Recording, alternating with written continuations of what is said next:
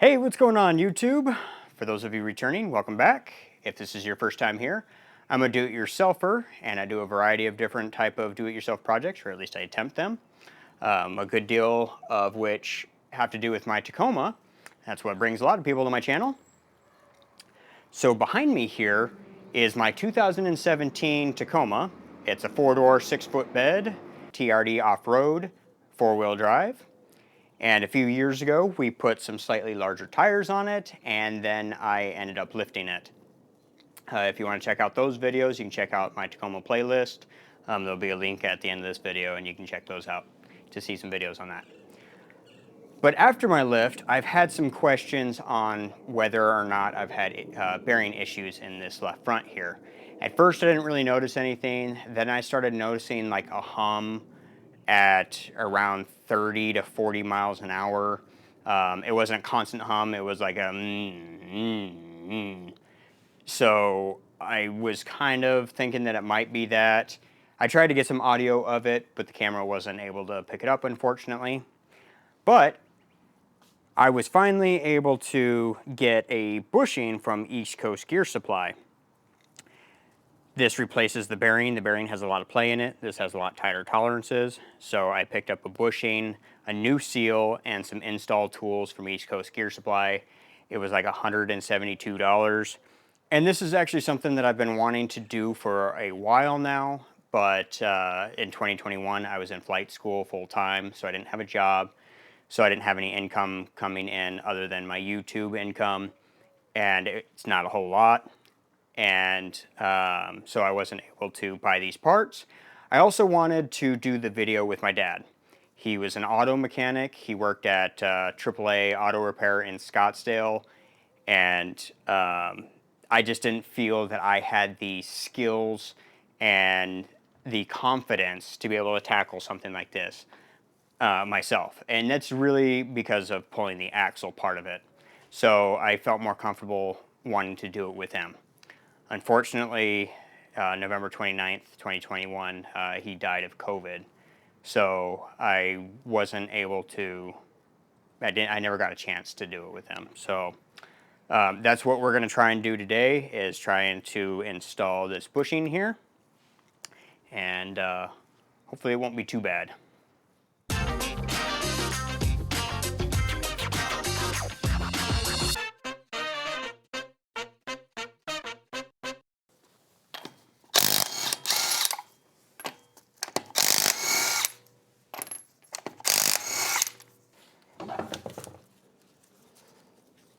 And now I'm going to remove the steering arm here.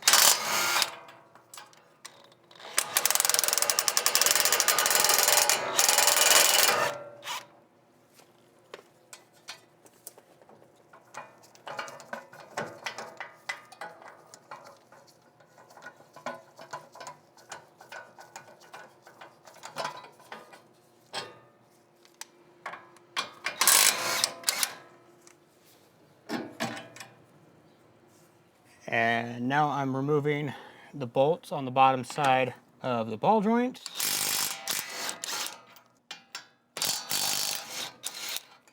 Okay, so steering's removed, sway bar linkage is removed, and the bolts on the bottom side of the ball joint are all removed. Ah, success! And I didn't mess it up. So if you can't already tell, I am definitely taking my time. That's for a reason. I don't want to take any chances. I don't want to break anything or mess anything up. So now we come to the first thing that I had to buy. I had to get a 35 millimeter socket. Surprisingly enough, my dad did not have one. Or maybe he misplaced it, or he left it at a customer's house. Entirely possible.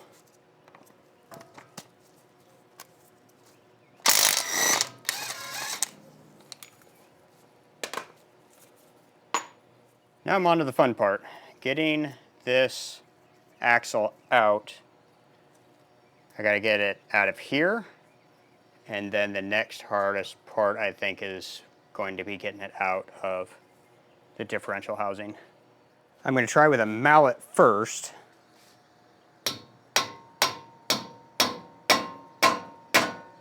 That doesn't seem to be doing much. So now we'll try a block of wood and a sledgehammer.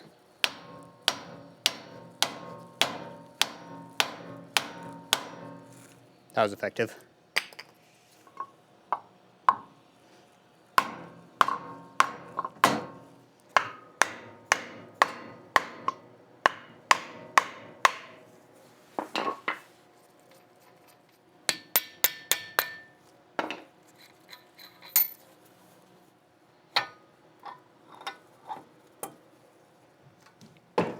Yay!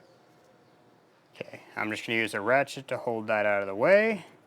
And now, what I fear is going to be the difficult part. And I've said it in other videos, and I'll say it again, do not crawl underneath your vehicle that is not supported by jack stands. Never crawl under it when it's just supported by a jack. Not a good idea. I have the jack underneath here. It's not under any load, but it's under here just in case. I have 2 jack stands. Okay, so I do have to pull the rear skid plate so that I can get to the right angle. Let's see if this will work.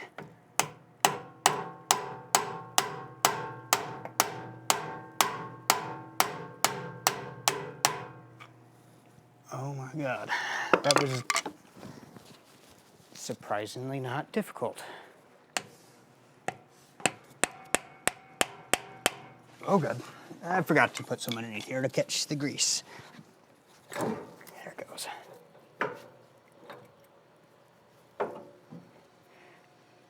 I'm stuffing some plastic in there so that I don't accidentally push the tool in.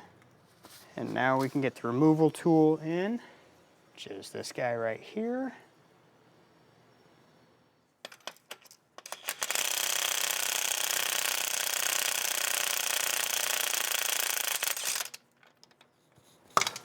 There it goes. Okay, don't forget to remove the plastic out of there.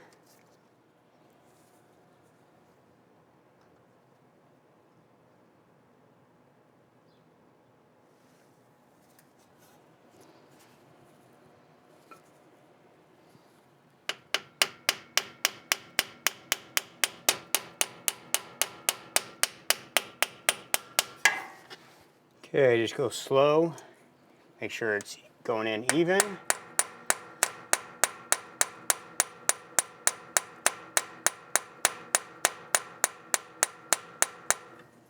At this point, I can install the new seal, and I opted to get the seal installer.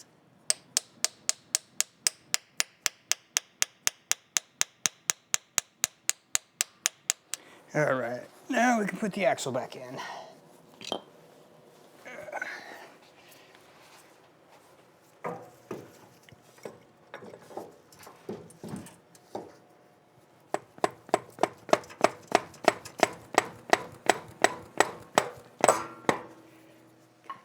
Okay, the axle's back in. I made sure it was seated. And now we can get this guy over here.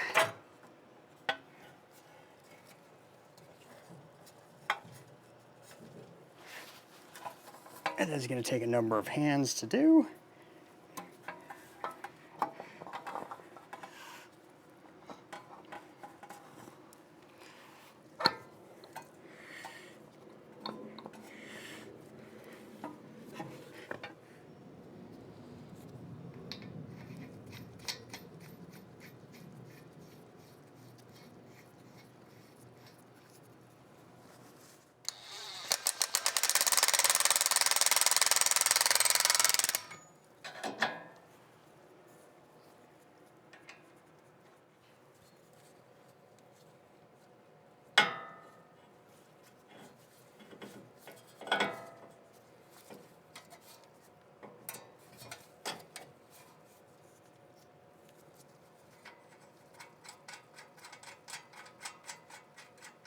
All right, now that we have it roughly reassembled, we can torque these guys back down.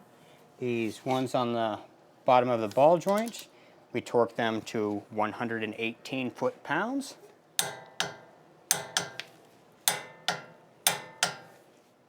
And then this guy, This 35mm nut gets torqued to 173 foot-pounds. And now we can check to make sure that it freely rotates. Okay, the steering gets torqued at 44 foot-pounds.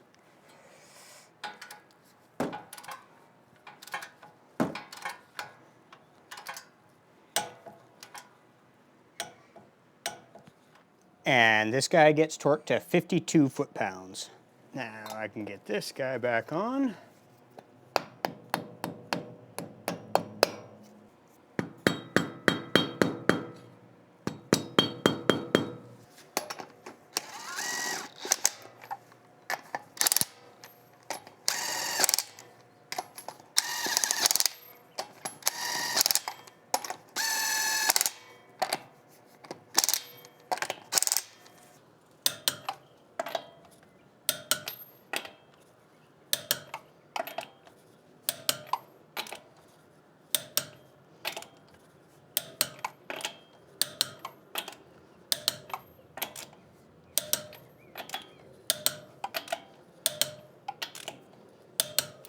So overall, the installation did go pretty easy. I have yet to test drive it yet. I still need to do that. I just wanted to take a minute real quick to talk about some of the tools that I did have to buy, some of them which I already had, but there was a couple that I did have to buy.